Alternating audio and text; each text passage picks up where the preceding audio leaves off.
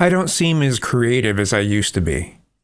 I'm not saying I don't have any creativity left, but it doesn't seem to be at the level that it was like 10 years ago.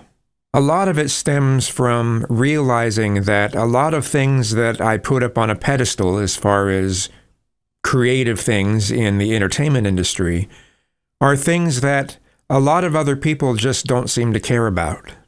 With music, what I usually cared about the most, not always, but what I usually cared about the most with a song or a piece of music was that it had uncommon chord progressions and used odd timings, and had unusual and creative melody lines. And those are some of the things I'd focus on in my own music. Not always, but often. I had a friend who died at the beginning of the year who said some things to me that others have said to me as well, and that's the notion that every chord progression and melody at some point has been used by someone else at some point in musical history. That there are no combinations that are truly original. I always wanted to prove them wrong, so I always tried to prove them wrong. And as what they say is probably true when it comes to theory, it's simply not the case in pop music, at least not since the 20th century.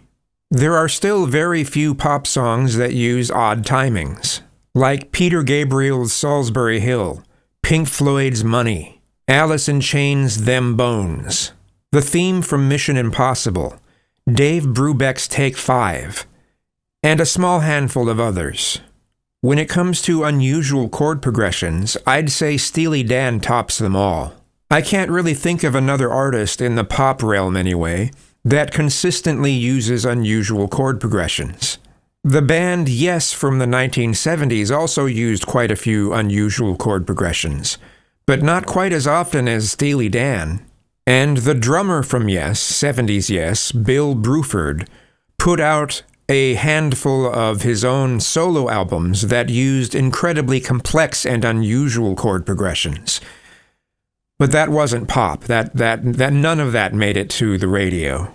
But to this day, most pop music uses chord progressions and timings that are, in my opinion, very overused. I don't think I've ever heard a rap song that uses odd timings. But most people get a little annoyed at music that features too many things they don't recognize. Odd timings often make people feel like a beat was cut from a song, or a beat was added to the song, and it sounds like an error to them. If a song uses too many unusual chord progressions, it makes them feel like the song is discordant, that there are errors in the song.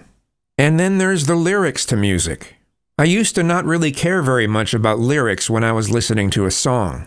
I'd only remember the lyrics based on the way that they sounded, not what they actually meant. I have tons of songs that I've written that I never actually got lyrics written for. They just have sort of gibberish placeholder lyrics.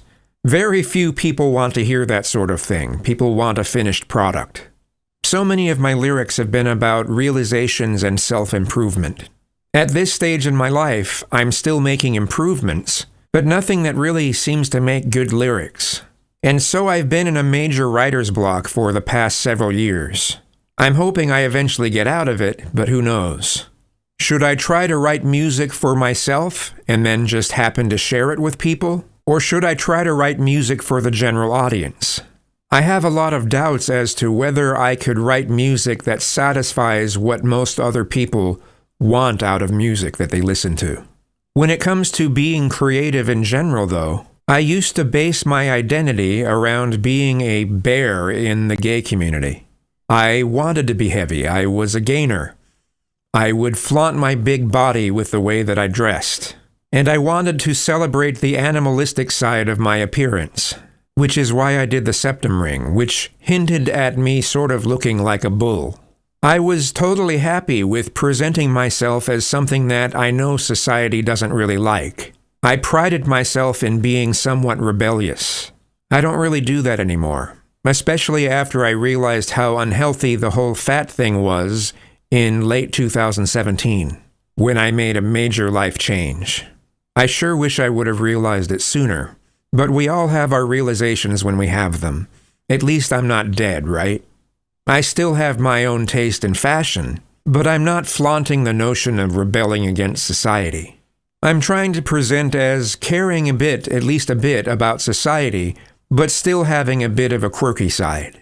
I'm hoping that when I tap into my creative side again, that I'll do the same thing there. That I can strike a balance between being a little bit rebellious, but still caring about society. Will I achieve that? Who knows? I just hope that I still have some creative stuff left in me. We're living in a time where the entire entertainment industry is struggling with its creativity. As I've said before, Hollywood and the music industry and the entire entertainment industry, and it just seems the West in general, is creatively bankrupt. I seem to be a part of that bankruptcy, as I am a part of society. I'm hoping that we can all get out of this creative block. Just saying.